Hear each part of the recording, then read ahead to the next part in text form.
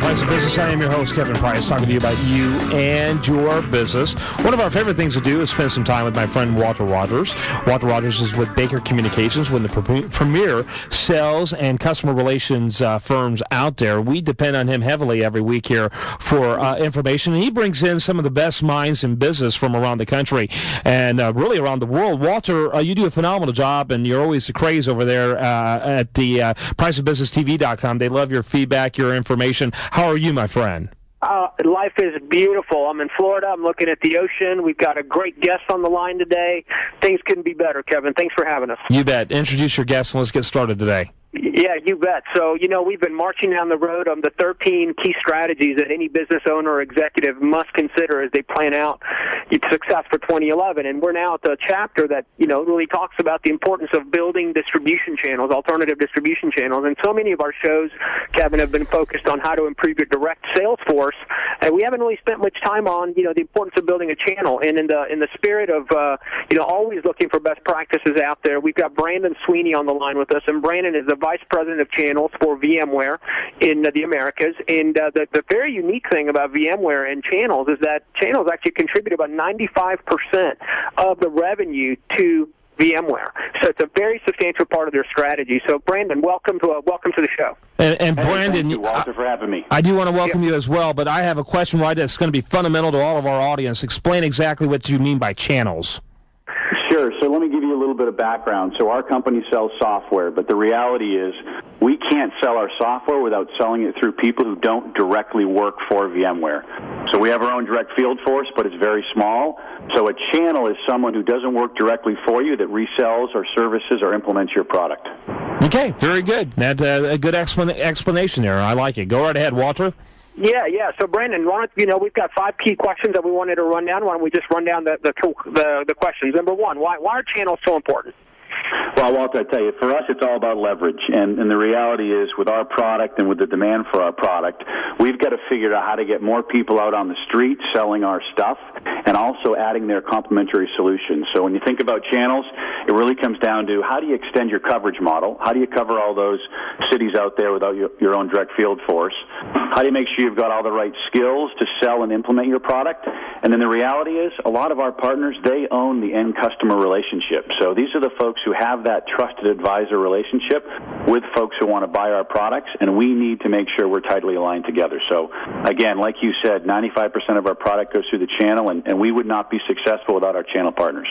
So it's a shortcut to the marketplace in essence, right? You're really leveraging relationships that your partners have built with their customers to get to market much, much faster and much more effectively.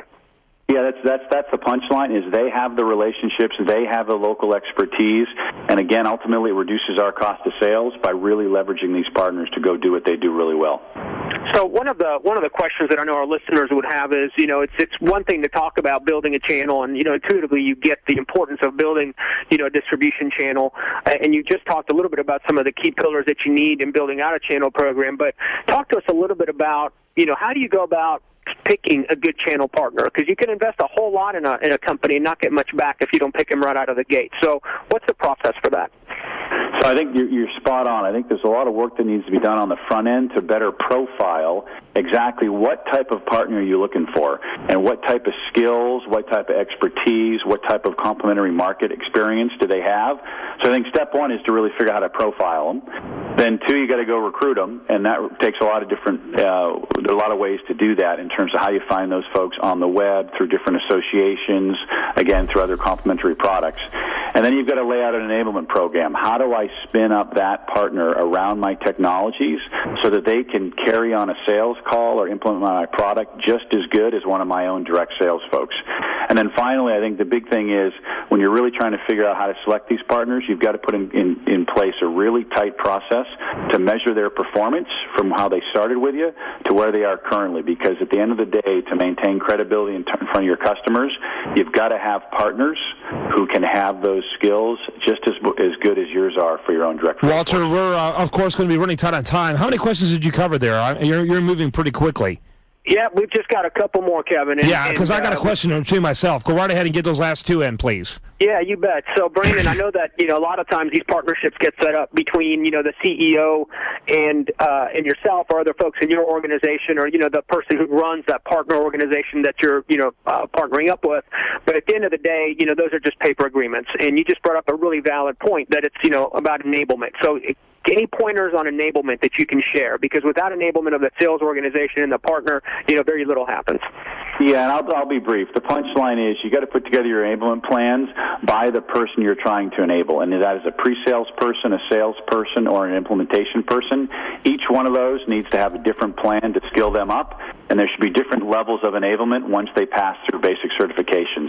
And again, the final person who should really, really arbitrate who is enabled should be someone on your field force, your direct field force, because they know what the customer needs. Kevin. Real quick question. What would you say is the single biggest mistake? Yeah, they're telling me time's almost up. Give me in 30 seconds the biggest mistake people make in developing their channels. You know what, Kevin? I tell you what, they don't pick the right partners, and they don't invest the right amount of dollars to enable them. They pick the wrong profile, and they don't really stick with the right partners to skill them up. All right, and the website for VMware, I assume, is VMware.com? You got it. And make sure you check that out, learn more about them. And, of course, Walter Rogers, he's here every single Wednesday. You can see why, co-hosting this segment with me on The Price of Business. And you can learn more about Baker Communications at bakercommunications.com. And your phone number over there real quick, Walter? You bet, 713-627-7700. That's 713-627-7700. All right, great stuff. Enjoyed it very much. Boy, it was really a rapid meeting here today of minds, but we had a great time. Thanks very much to both of you.